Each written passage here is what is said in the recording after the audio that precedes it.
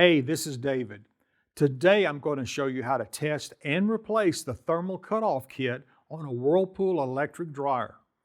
This thermal cutoff kit is responsible for preventing the dryer from overheating by cutting off the power if the temperature gets too high. You might need to change out this part if it failed testing or has been damaged. Before we get started, take a second to like this video and subscribe to our channel.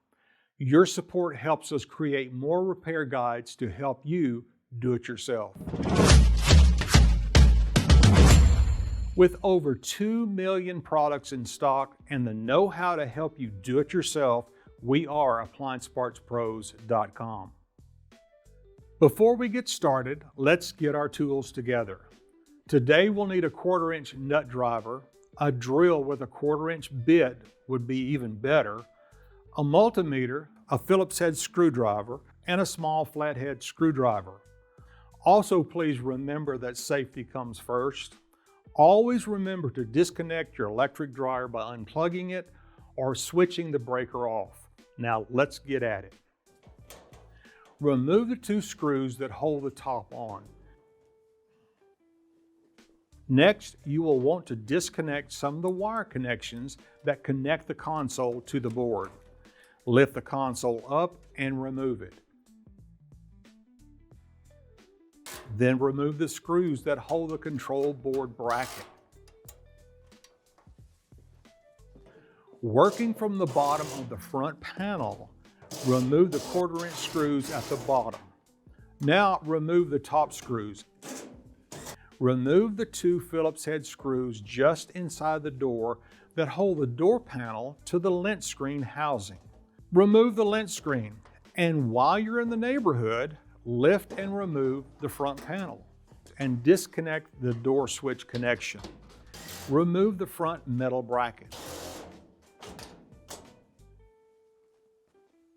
Unplug the moisture sensor connector at the right of the blower housing. Remove the screws that hold the blower housing. You'll need to remove the wire harness straps on the right side of the bulkhead.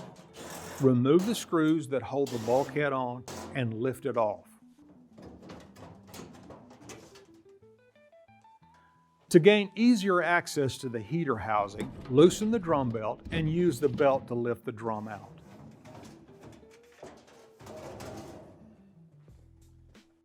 The high-limit thermal fuse is located on the rear part of the heater housing.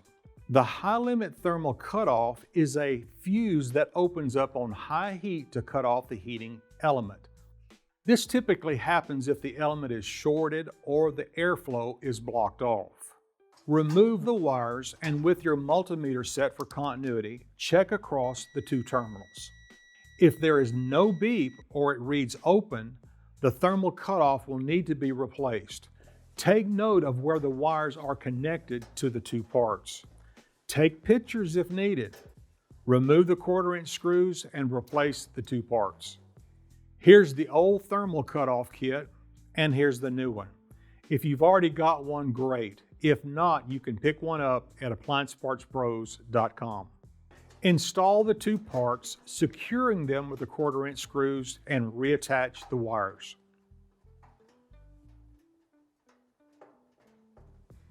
Position the drum in place and install the belt to the pulley. Put the front bulkhead on with the 1/4-inch screws.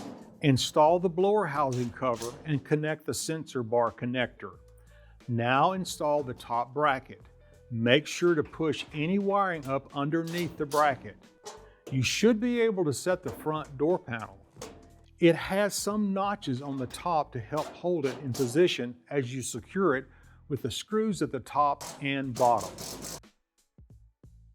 Now, you can reinstall the Phillips head screws behind the door. Don't forget the lint screen. Grab the control board and bracket and reinstall them up top. Position the console in place and reconnect the wiring to the board and console. Check all your connections and then install the top. Aren't you glad you used the drill?